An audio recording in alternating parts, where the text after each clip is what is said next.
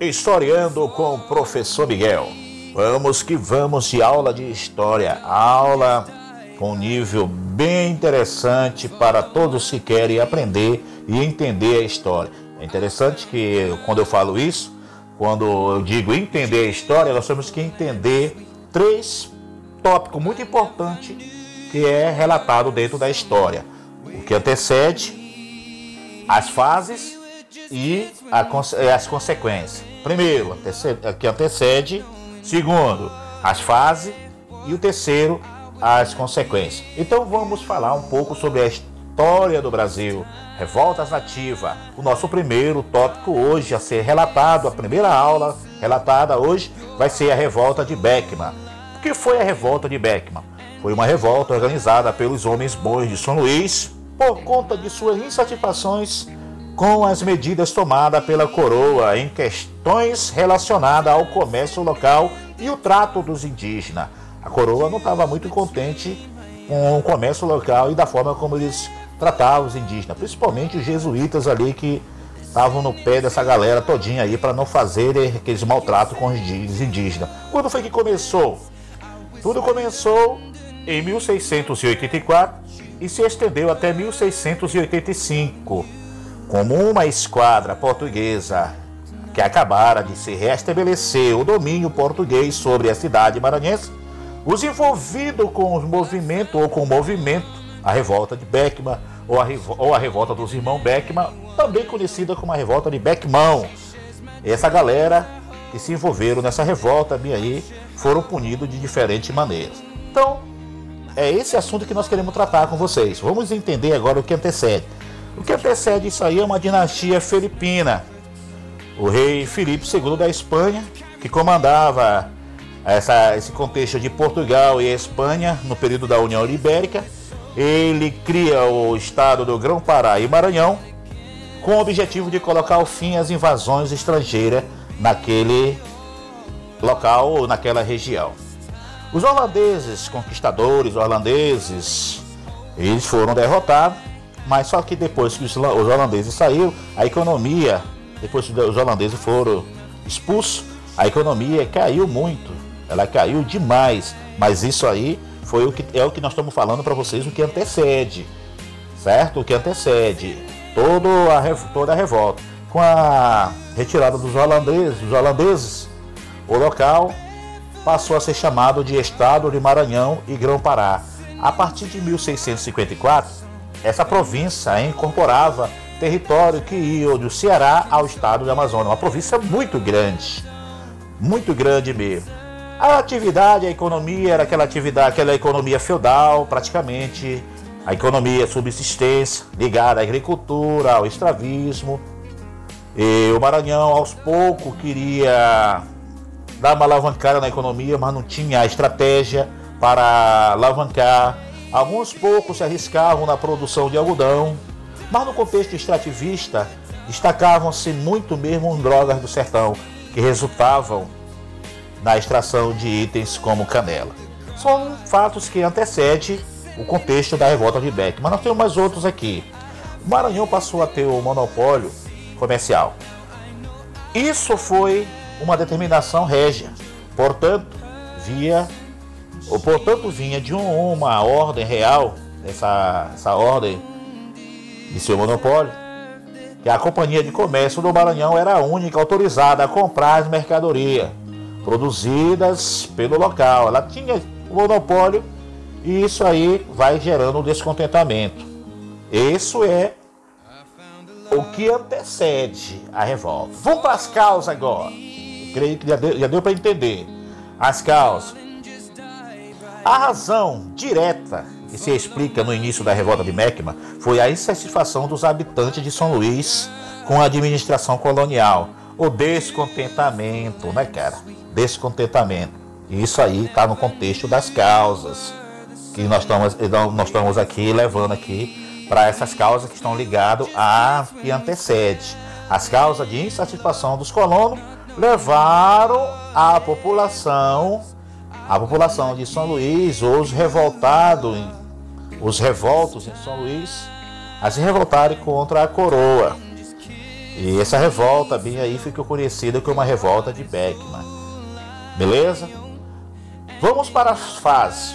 Os principais acontecimentos da revolta de Beckman foram revolta contra a administração colonial.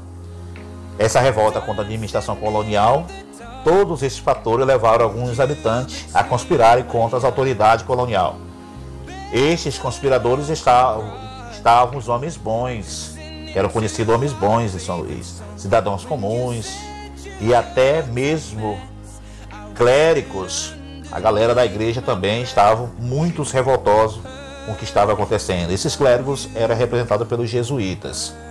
Entre os principais articuladores estava a galera que administrava a colônia. Essa galera bem aí estavam os irmãos Manuel e Tomás Beckman. Aqui as figuras. Quem eram as figuras? Manuel e Tomás Beckman, cujo sobrenome foi utilizado para nomear a revolta. Bacana nós entendermos isso. Essa revolta em São Luís, ela iniciou-se no dia 24 de fevereiro de 1684, liderado pelos irmãos Beckman, exatamente a data em que acontecia uma procissão religiosa na cidade. Os cidadãos rebelados renderam os guardas que tomavam conta da casa de Estanco e em seguida controlaram os locais estratégicos da cidade. O capitão-mor do Maranhão, Baltazar Fernandes, foi preso durante a revolta. Então nós temos aqui, bacana, aqui todo o contexto já aqui da revolta que está acontecendo. Essas revoltas que estão acontecendo são as fases da revolta. Na cidade de São Luís foi tomada também os rebeldes, que se formaram o governo chamado Junta Geral de Governo. Essa galera também foi liderada aí por uma galera aí que liderava essa galera aí. Além de Tomás Beckman, tinha João de Souza de Castro e Manuel Coutinho. O novo governo de São Luís tomou algumas medidas, como deposição do capitão-mor, a expulsão dos jesuítas e a abolição da Casa de Estanco. Essa galera todinha aí, revoltada aí, começaram a expulsar uma galera. O governo formado era composto por representantes de diferentes grupos presentes em São Luís. Os homens bons fizeram parte desse governo, eram representantes, cidadãos comuns e clérigos também faziam parte. Os líderes do movimento lutavam, levaram também essa galera para outros lugares da província, mas não conseguiram o apoio. Durante a maior parte do contexto da revolta, durante um ano, o governo da capital maranhense ficou sob o comando dos rebeldes ou dos rebelados. São Luís passou a ser governada por os rebeldes ou os rebelados que tomavam de conta. Agora vamos para o contexto da consequência, o desfecho da revolta de Beckman. A revolta de Beckman durou mais de um ano, mas sem apoio de outras cidades dos estados. E em 1685, os portugueses enviaram uma esquadra para São Luís. E o comando da cidade foi recuperado sem muitas dificuldades. Ora, é fácil entender isso aqui porque os rebelados lutaram para chegar ao poder. E a população de São Luís não viu mudança, pelo contrário. E a economia estava um caos, a economia estava em declínio cada vez mais. Então, quando chega a esquadra portuguesa e toma a cidade para si, não houve muita dificuldade, não. A esquadra portuguesa trazia Gomes Freire de Andrade, isso aqui é bacana nós entendermos, que era o novo governador do Maranhão. Muitos cidadãos de São Luís fugiram com medo da punição. E, enfim, a chegada do governador fez que a normalidade em São Luís viesse para o contexto do ponto de vista da coroa, fosse restabelecida. O novo governo emitiu ordem para prender os envolvidos revoltosos. Com o fim da revolta, os jesuítas retornaram e continuaram explorando a mão de obra dos indígenas. Os jesuítas voltaram e continuaram explorando as mãos de obra dos indígenas. A Companhia de Comércio do Maranhão foi extinta, pois a rejeição popular a ela era muito grande. A revolta em si é um sinal disso. Por fim, a proibição acerca da escravatura dos indígenas aqui no Maranhão, ela foi revista, aliás, pela coroa do Maranhão. Esses critérios aqui tomados foram critérios para a escravatura ou a escravidão indígena. E tudo isso foi redigido, foi tomado pela tutela que depois Marquês de Pombal organizou de uma forma mais diferente, isso mais lá na frente. Tudo isso são consequências. As consequências da revolta de Beckman é muito importante nós entendermos que temos muito o que aprender, o que aconteceu aqui. Lembrando a vocês, antecedente, fase e consequência. Se nós entendermos esse tripé, nós entenderemos tudo sobre história. Historiando com o professor Miguel.